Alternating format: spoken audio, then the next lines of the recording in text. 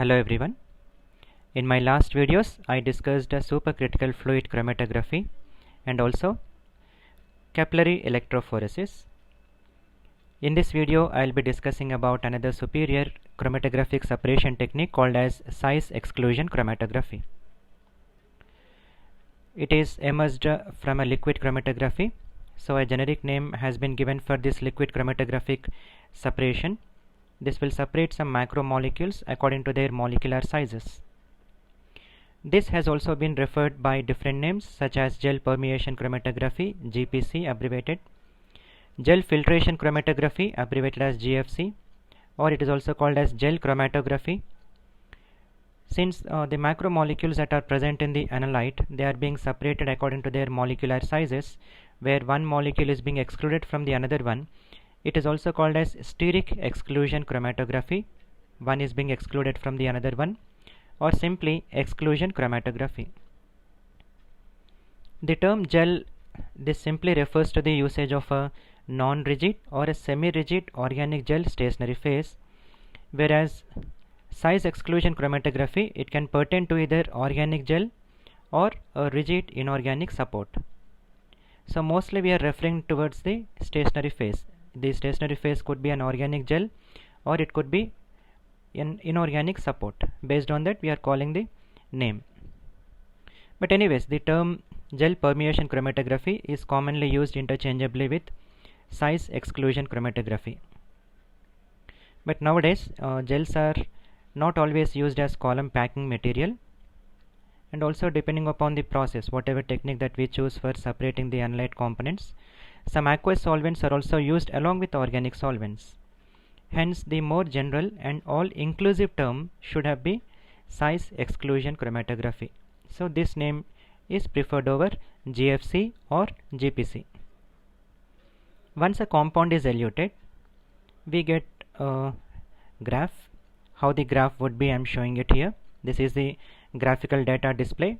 This is typically depicting a linear detector response over the ordinate versus chromatographic elution time or chromatographic elution volume, or if processed we can also have the logarithmic of molecular weight over the abscissa. So this molecular size, according to the technique, it is converted into molecular weights. Well,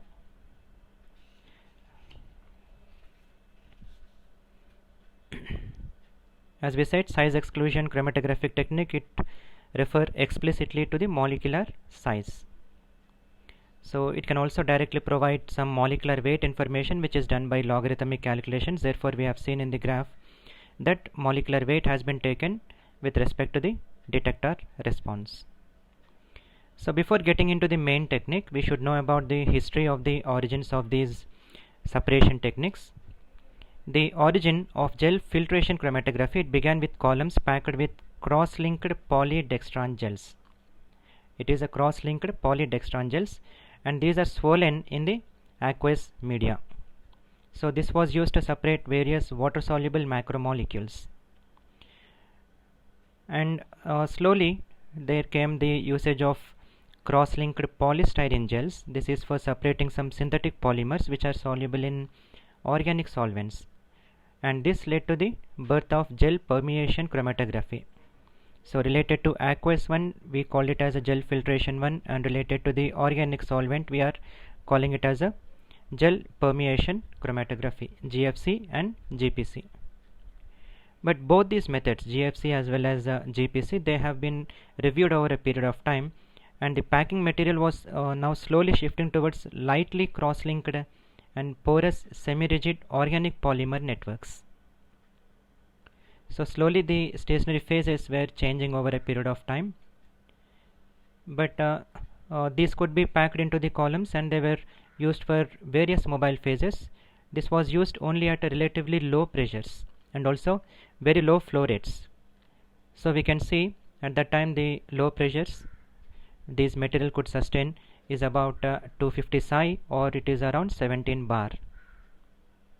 But as the pressures and flow rates were increasing, whatever packings that were chosen at that time, these packings could not withstand them, and it used to collapse. So due to these limitations, the GFC technique or the GPC technique, it was restricted. But slowly, over a period of time, small and more rigid porous particles have been developed, and this led to the birth of another technique. We simply call it as a SEC, but it is now referred as HPSEC. HP simply referred to high performance size exclusion chromatography. So this small and more rigid porous particle has given birth to our technique. The first small particles introduced commercially for our chromatographic technique, it was called as a mu striagel or micro striagel. This is a trade name given for a microparticle cross-linked polystyrene gel. This is what is used in the stationary phase as the porous material. These were semi-rigid, and you can see the size of the particle. It is about 10 micrometer particle, and this can withstand the pressures of even 2000 to 3000 psi. So now their efficiency has been greatly improved. Previously, the macroparticle cross-linked polystyrene was used, whose size was about 70 to 150 micrometer. We call it as a striagel, trade name. But whatever has been introduced with a very small size, these are called as a microparticle cross-linked polystyrene gel. And the efficiency of this microparticle striagel, which is about 10 micrometer, this was about 10 times better than that of the macroparticle 70 to 150 micrometer striagel. So slowly, as we see, the technique is being improved a lot. And finally, we are coming towards the completely rigid inorganic based particle packings that are used in the stationary phase. These are made up of some porous silica particles, or it could be porous alumina particles. These are also developed for the size exclusion chromatographic technique. So this is how slowly the stationary phases were growing to meet the challenges and to separate the analyte mixture. We'll take an example of the application.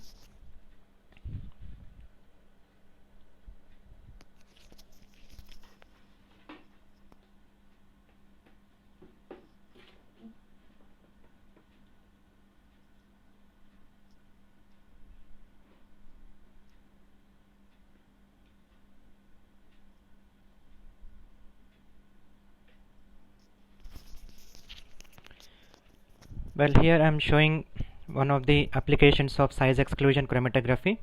This is a calibration relating the molar mass of some carbohydrate free globular proteins in water, and it has been shown to with respect to their retention volumes.